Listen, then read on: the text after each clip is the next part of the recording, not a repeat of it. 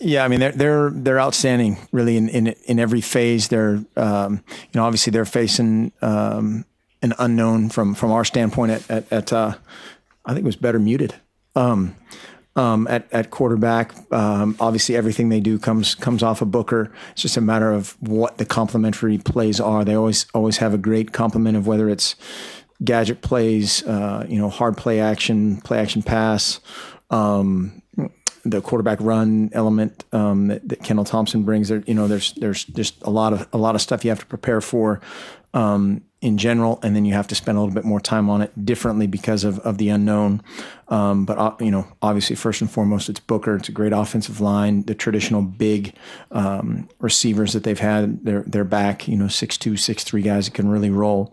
One guy I think is 6'4", but just their whole package is tough to defend. And then defensively, it's kind of a traditional Kyle Whittingham defense, just a really good front four, physical at all levels. The secondary is very physical, again, very long. Seems like they always have 6'3" corners. I don't know where they keep finding all these guys, but 6'3" corners, very physical in your face, a bunch of man coverage. They've added a few more variations to kind of their base package from a coverage standpoint, but just they're going to do their deal. And then special teams, I love their special teams. As long as we're not playing against them, I think they're fun to watch. Obviously they've created a ton of huge plays, whether it's fake punts, fake field goals, all the gadget stuff. But then their return game is outstanding. They can get after you with winning field position battles and making you again defend a bunch of different things that they do. That's just different enough. And then last week, you look at they had a pick six, a punt return, a kickoff return for a touchdown, so they can score in every phase as well. Mark, you had a lot of success in the Mountain West with Urban Meyer, and then Whittingham, even winning a Fiesta Bowl and a Sugar Bowl, I think. It seems like it took them a couple of years to gain traction in the Pac-12. How have you seen them evolve now that most of their players were probably recruited to play in the Pac-12? I think, in a lot of ways they're the same. And I mean that as a compliment. I think they were, so close, so many years of whatever the right phrase is, getting over the top or whatever it is. But they also had an undefeated season and played with a ton of confidence throughout that transition. And they've done a great job recruiting their kind of backyard, and then some junior college guys that they've always recruited, and they've been very effective with it. Coach, you talked about kind of how everything keys off of Booker. What makes him such a special player? I mean, he's fast, he's physical, he can block, he can catch. He's a great back. I mean, he doesn't, he's not one of those guys that you go, okay, he's not good at this, we can take advantage of. There's no phase that's a weakness, and so he's a guy. He never gets tackled by one guy ever. And he's one of those guys that if it's blocked for two, he gets 4 or 5 or 6.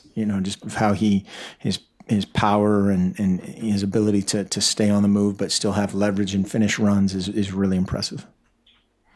Specifically, how do you see this team matching up with Travis Wilson compared to Kendall Thompson? Well, you have to defend their offense, and that's kind of the unknown. Is it's in some ways it's assignment football. In a lot of ways, when you're looking to stop the run first, you have to, everybody's got either a gap or a fit that they're responsible for, and then, if I'm in the secondary, that's not my initial job. My initial job is coverage or play action. All doing your job is that much more important, and then the associated plays off of that is still assignment football. Assignment football, and then running like heck to the ball, and that won't change if John Elway's in there or whoever. Following up with Booker, seems like defenses know that he's going to get the ball a lot, but he's still really successful, still has a lot of production every day, other than the fact that he's just a good player. Why do you think that is?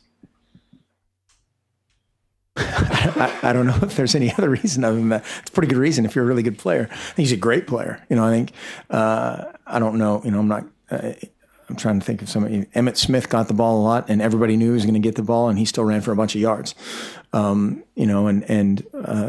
backs like that. There's a lot more predetermined runs that absolutely, you got a pretty good idea that he's going to get the ball, but they're going to block it. And he's just has a great knack for fitting a very small window. These guys run against a bunch of loaded fronts, and they're outnumbered in the box. But between their offensive front and then Booker, they move the ball. Whether it's been Braylon or Charles Nelson, you guys have always had pretty good success returning punts. But what about Utah's punt coverage and Tom Hackett make them very difficult? Yeah, they do a great job of varying their launch point. He's gonna make you defend him first, and so he's gonna run for a first down if he can, and there's that element that's not normal, right? Of most punt teams, and then formationally they challenge you. I think their punt team is a lot kind of like our PAT field goal team. Is we're going to make people prepare for a bunch of stuff, and we're going to do one or two things, and they know that going into it, and you have to prepare for everything. A bunch of guys being eligible, and then stopping the punter, trying to force. Coach, all signs point to Travis Wilson probably playing, but will you prepare for both quarterbacks, and how do you go about doing that?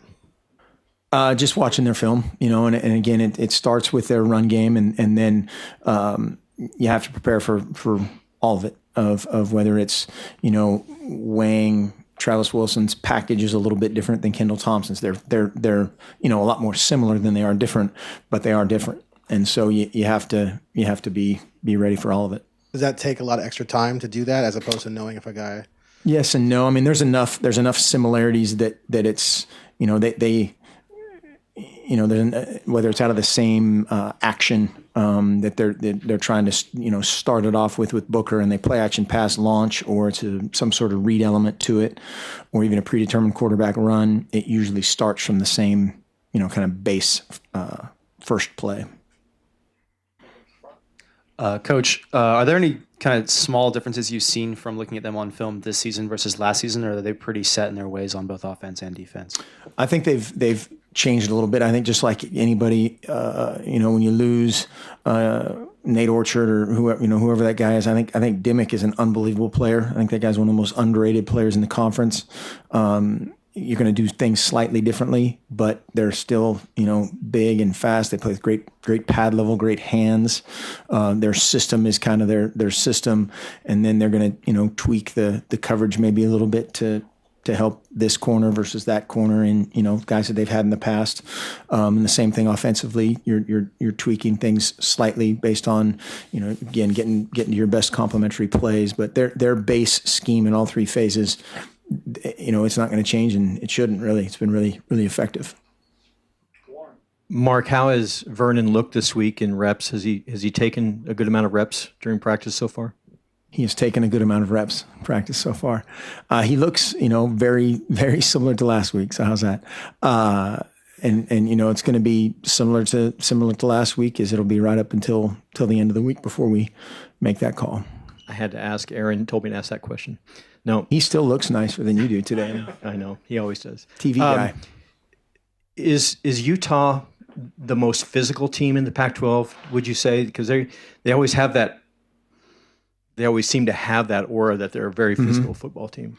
They are extremely physical. I don't know. I'm not going to get in that game of this week is the greatest opponent ever in the history of the world. I think they are very physical. And again, their base deal, they're going to beat you up in all three phases. They're going to try. That's absolutely their job one, is to try to out physical you in all three phases. And you have to be ready for that and match that, and get ready for a battle. What have your impressions of Canton been? He's kind of getting put in the mix slowly, but what have your impressions of him been? He's a young guy. He's a young guy with a ton of ability. A few gap issues, as young guys tend to do, and try to look around and see if they're fitting the right part of the puzzle rather than just knifing and doing your job. And again, that's natural, but he has a ton of potential, and he works his tail off. I know Coach Aiken is really, really happy with how he's just taken to work. his future is very bright. I think he's just starting to scratch the surface of okay, this all works together if I just do my job, and so that's fun to watch happen. This was something I'd gotten a bunch of emails about randomly, but it was hard to check on the replay of the game. But some people were asking, was Travis Johnson on the sideline Saturday? And if not, I guess, what's his status? He's not on the sideline, and he's going to be he's a guy that is going to be out for the season. I can say that. Had a bizarre thing, and nothing weird or anything, but just of medically he's out for the year. Had to have a procedure that will unfortunately, he'll be out this year and he'll redshirt, and we'll utilize that.